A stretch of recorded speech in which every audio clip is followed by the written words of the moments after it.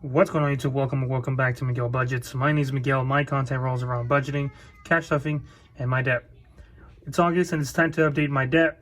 And as you read in the title, there has been an increase in my debt as my wife and I decided to combine our debts once again and tackle them down as a team rather than handling them individually.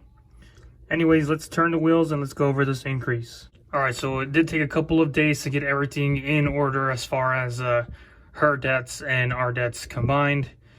So let's go ahead and start off with our trackers. So I did two columns. They're both consumer debts. I'm not sure if you can see it. Let me zoom in. So I do have two columns. One column is just, well, they're both consumer debt, but one is for actual creditors and one is financing place. So that's Affirms, Klarna, Sezzle. So let's go ahead and start off with the consumer. Obviously, it's gonna be a little hard because I have to bring these two down. So I'm gonna go each line. So for carders, we're bringing in $100. Southwest Air, the firm Southwest Air, $157. Capital One Venture, that's $497 with a minimum payment of $50. We'll have a couple Amazon accounts on the Affirm, so I label them as Amazon 1, 2, 3, all the way to 5. That's $150 owed and the minimum payment is $34. Next is a Container Store, $683 with the balance with a payment of $40 a month. Amazon 2 on the other side, $510 with $75 minimum due. Next is Ulta, $824 with a minimum of $68. Then we have here Amazon 4, $531 with $45. Next, we have Target, which is $854 with the minimum of $30. Amazon number 3, $633 with 62 cents. Capital One, $934 with a $50 of minimum payment. And we have Disneyland that she financed through Affirm, $1,446 with 55 cents and a minimum payment of $121. Next, we'll go to her Apple Card, which is $998 with a minimum of $100 every month. Amazon, this is our actual Amazon store card. That's $2,430 with $80 minimum payment. Next is Sephora, $2,775 with the minimum $101. Pedal, that's my account there, as you've seen last month. The new balance is $4,310 with 96 cents, $116 with the minimum. IRS went down to $5,945 with the $400 minimum. So here I never ended up using the $1,500 due to the fact that we had owed some rent during COVID time because most of us either got my father-in-law got laid off. My sister-in-law had just started working. Well, she got laid off too, and then she ended up getting another job. My wife's hours kind of got cut. I was working 40 hours plus overtime, but that still wasn't enough to cover some of our rent, because our rent was $2,200.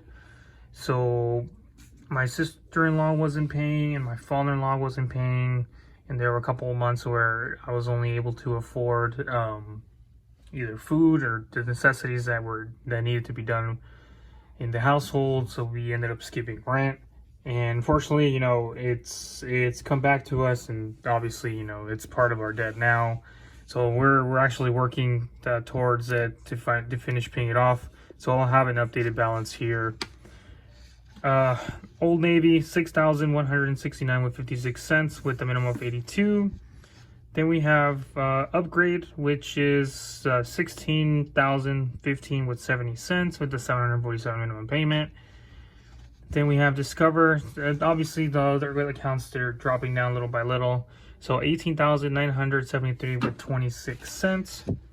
And here's that other column that I was telling you about. There's a past rent, which our initial balance was, well, our initial balance is about $30,000, but we are dividing into 5.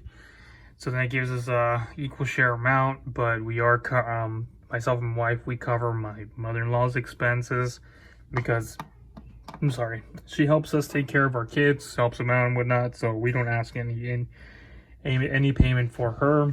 So the total rent was $19,476 from our share. So we gave $600 and that brought it down to $18,876. So we are making it as a creditor and we owe every month $600. Now, if we take it down to the school debt, I'm just going to release the rest of it because the school debt hasn't really changed. And the total amount that we end up leaving with or ending up with is $118,136 with 47 cents. Now, this number is tremendously huge from what we had before. So my wife and I discussed our finances and we both agreed that I would be managing the payments, as she knows I'm a little more disciplined with money. When it comes to, going out, I'm always the one saying, do we have a budget for this? If we don't, then we can't go. My wife, she's a more a free will, kind of let's spend sort of say. So I help us keep on track. So like I mentioned before, seeing this number increase drastically motivates me to make sure every single dollar has a purpose, and we are both tired of sending our hard-earned money to a creditor. And as you can see, this is a huge amount. So I told my wife that I would be placing this number somewhere in our area of our room, and I'd be posting every month what our grand total is so we can see how much has changed every month.